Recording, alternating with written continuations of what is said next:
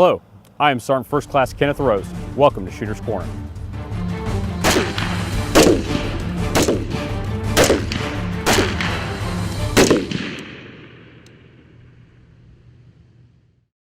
Welcome back to Shooter's Corner. I'm Staff Sgt. McElroy. Today my assistant instructor will be Sergeant Bud. Today we'd like to introduce you to barricades. In earlier episodes we introduced you to the kneeling, the standing, and the prone position. The three basic positions we use when firing a rifle. Today we're going to add in barricades. Some simple rules when shooting barricades. First, always get straight back behind the rifle and achieve natural point of aim. Secondly, get as many points of contact as possible while firing from a barricade or an alternate shooting position. A great instructor once told me if I could find 2 points of contact, I could find 3. If I could find 3, I could find 4, and so on. Also, the closer to the ground you get as possible will help steady up that position. Thirdly, I'd also like to maintain barrel awareness. Not the same as muzzle awareness, but I don't want to rest my barrel on hard surface. Make sure you rest the rifle on the handguard when firing from a barricade. We use a simple wall like this to train alternate firing positions that we might see in the environment. Obviously, you're probably not going to see a 4x8 piece of plywood out in combat or on a range, but for training scenarios, we use it to replicate what we might actually see overseas. The way we like to train it here at the unit is by dry firing it. We'll get back from PT, we'll set up some barricades, set up a dry fire target downrange, and the shooter can go through it, checking his position in different ways. Go for it.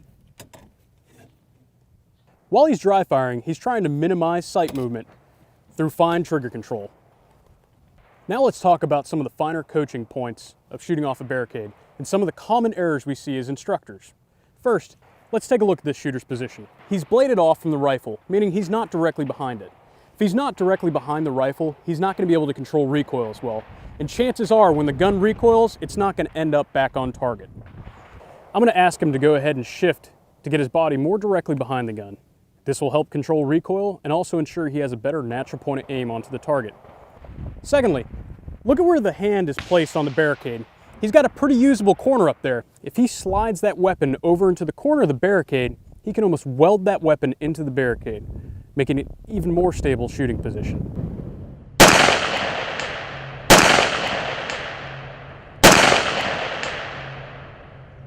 Now we're going to move to the kneeling position. Kneeling firing off a barricade.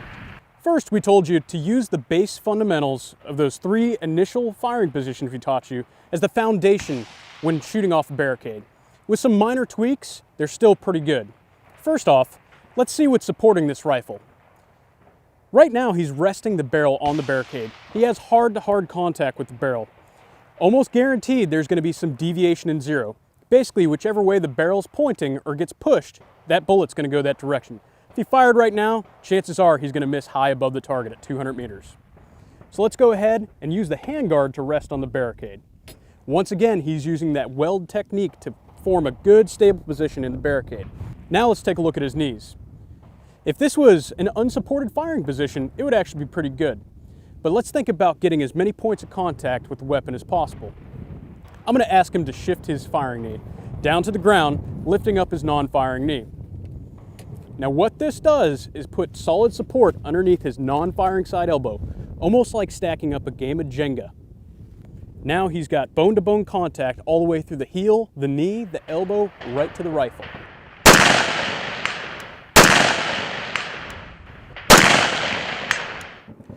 So after working on the simple barricade design, let's move over onto some other barricades. Some more common ones you might see, like a Humvee door.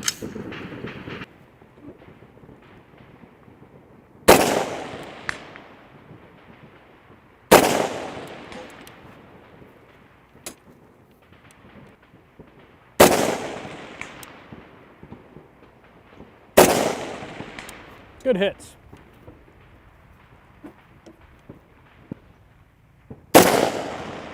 Sergeant Bud, let's go ahead and try out the barrel. When shooting over barricades that might have some extra cover out in front of it, make sure you've got clearance for the bullet to actually get down to the target.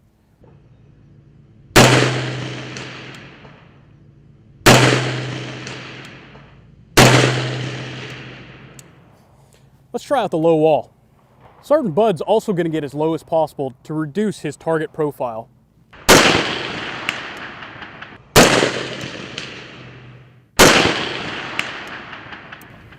This was Shooter's Corner. Thanks for watching, and we'll see you next time.